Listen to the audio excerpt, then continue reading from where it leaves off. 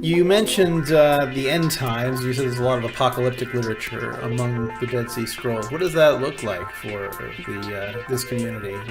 What is the end times like tomorrow, and you better be careful, or is this some kind of more abstract, personal apocalypse that kind of thing? Well, it does tend to move around a little bit. A variety of texts will kind of express it in different ways. It does seem to be more end times, and it's going to happen like Tuesday. So we better get our ducks in a row. Maybe not our ducks, our apocalyptic ducks in a row, if we are going to make sure we weather this storm. And it really casts itself from a quite a militant perspective, or at least something like the War Scroll. It's this very it's sort of the cliche apocalyptic text from there, and they're like, yes, we'll line up our army, and they'll line up their army, and we'll have 7 battles, and they detail how we're holding the flags and all this. Really like probably the most poorly planned battle, if it ever happened, in all history. And finally they win, of course, because God is on their side, and they overthrow the villain, and they reestablish their nostalgic Israel, however they wish to, construct that, and everything will be good, and everybody that was against them will pay a stiff price. So they in a sense, militant. That may have been, I may have misspoke. It's very certain that they were in the right, and the forces of darkness, the sons of darkness, will fall, however they are conceptualized. And it does seem that they were worried about foreign influence, or inauthentically Jewish influence, however they wish to define it, and they were gonna fix that little red wagon come hell or high water. Yeah, they had a lot of texts dealing with ritual purity, didn't they? Yeah. Oh, yeah. And it was I'm not an expert on that area for sure, but yeah, they were very concerned, it seems, with making sure things were very rigorous. Like, this is our calendar, and we do it this way, and this is our feast days, and they must be performed in this way, or there could be cosmic consequences. And to be fair, that was pretty common for a lot of groups who were under Greco-Roman rule, non-Greeks and Romans who were under foreign rule. They tended to reconstitute a lot of their mythologies and stories, and make it like, our God is going to come with his or her agent and fix Rome's little red wagon. I can't believe I used that term. But that seemed to be a typical agenda for a lot of groups at this point in time. So yeah, they were unique in the sense that there doesn't seem to have been the same sort of emphasis in other Judaisms, but for other marginalized groups, they seem to have been pretty much on board with making sure Rome, or whatever that was, fell. Babylon, they framed it. Sure. Yeah.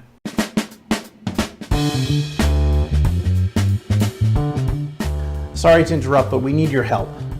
Talk Gnosis and all of the shows on the Gnostic Wisdom Network are free and will always be free, but it does cost us a lot of time and money to actually make these shows.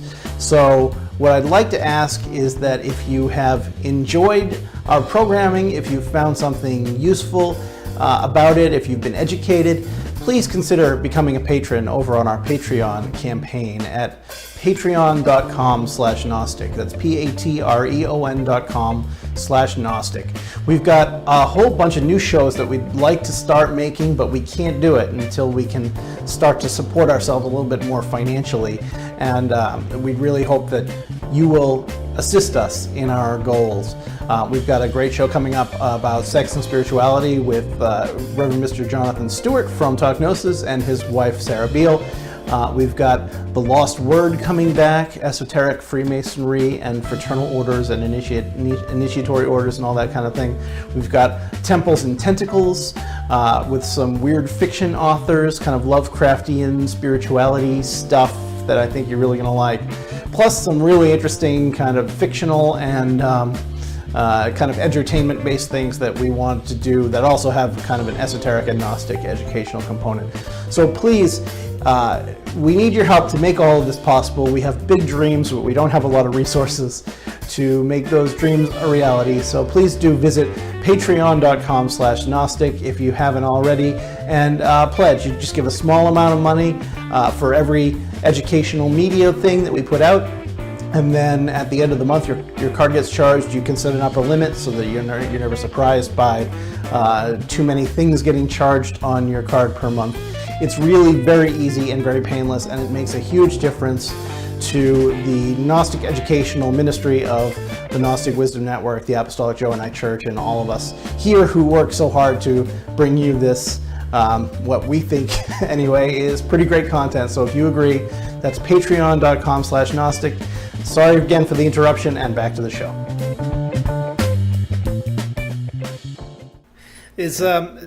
If they're planning or if they're anticipating this battle on Tuesday, are they training militarily? Is this a warrior community, or were they just kind of crossing their fingers and hoping for the best? Yeah, that's a really good question. I from what I gather from sort of the excavations of the community, there didn't seem to be any training ground. I assume maybe they would throw their quills at the enemy. I don't know. But they strike me as very much. There was families there. There appears to have perhaps been families. They do talk about how to maintain family relations. So it could be that that's what was going on, or that just happens to be one of the texts that happened to show up. As an old professor of mine said, if somebody went through my library in 2,000 years, they wouldn't necessarily find everything about my agenda. And I'm looking at the books on my desk, and I can certainly attest to that. Mm-hmm. But they did not seem to be gearing up personally for military. It did seem it was sort of like a messianic or pseudo-messianic kind of intervention on their part. And they were probably, I can picture them thinking that, we're so pious anyway, we don't need to train. We're going to win regardless.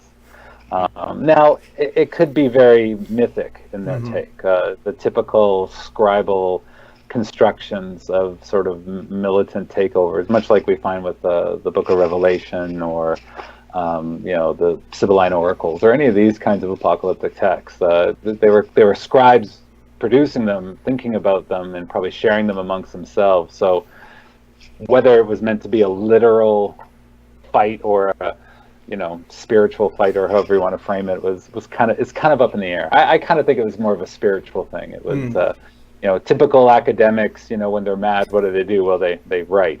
So this strikes me as they're doing much the same thing. So I'm kind of infamous for writing super leading questions when I do the question sheet. So this is going to be one of those going to your book, As Below, So Above, which we'll link to in the show notes. But what is the Enochian or Enochian worldview, and what do the Dead Sea Scrolls? What do they have to do with Alexander the Great?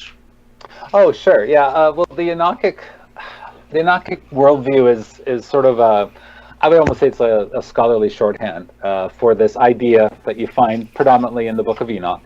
Where it's sort of a retelling of the flood story in Genesis. But what sort of changes it is that the evil, at least for the authors of Enoch, did not seem, the flood needed a better rationalization for humans being disobedient. So a lot of the narration would be these watchers, these fallen angels who, they're kind of looking down from heaven, and they see, women, the daughters of man, and think, all right. And they go down and take wives amongst them. And this causes a big problem.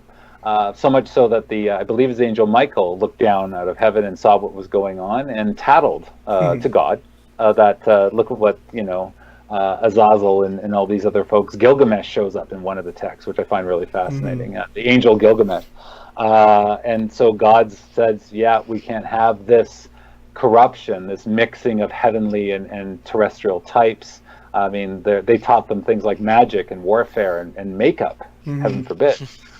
So that was the rationalization for the flood. It wasn't simply human sin. It needed a supernatural boost.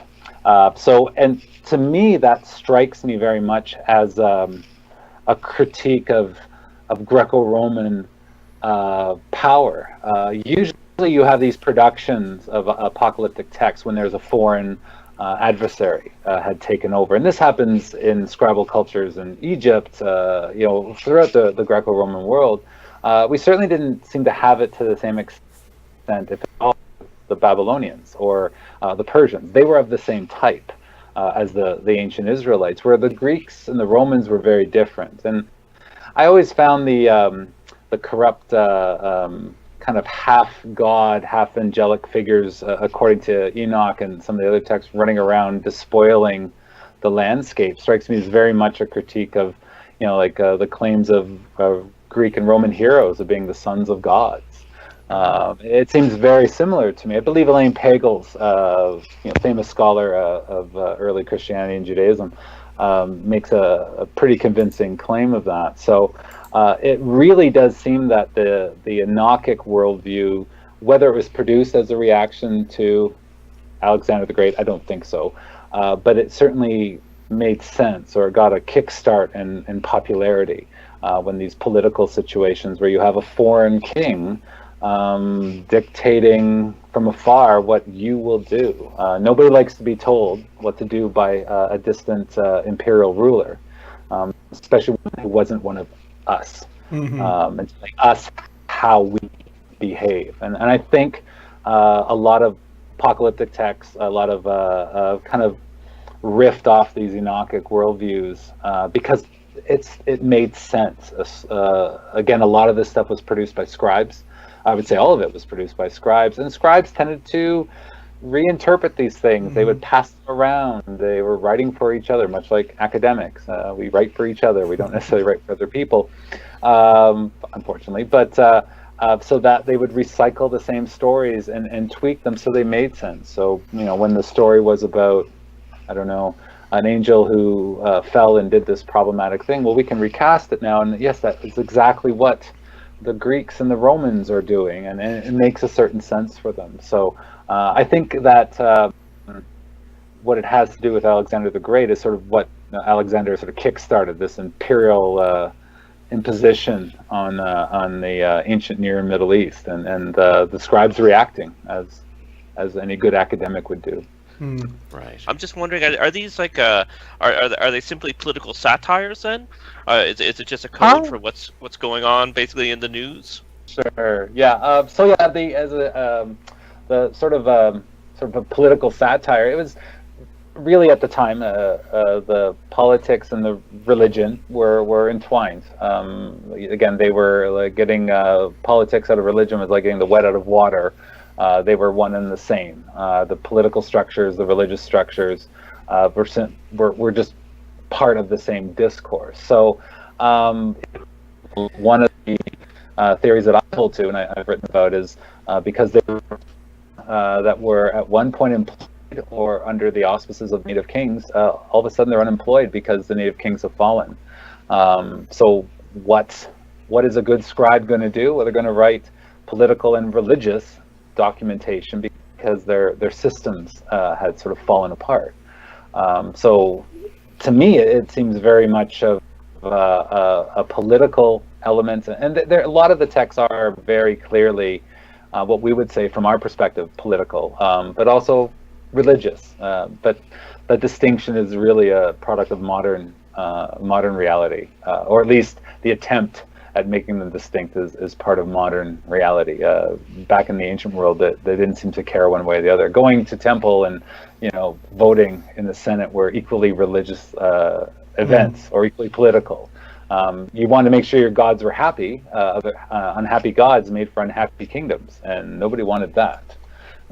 Especially if your kingdom happened to be at war. So these things were kind of entwined. So I hesitate too much to say they were political or not. That seems a little anachronistic.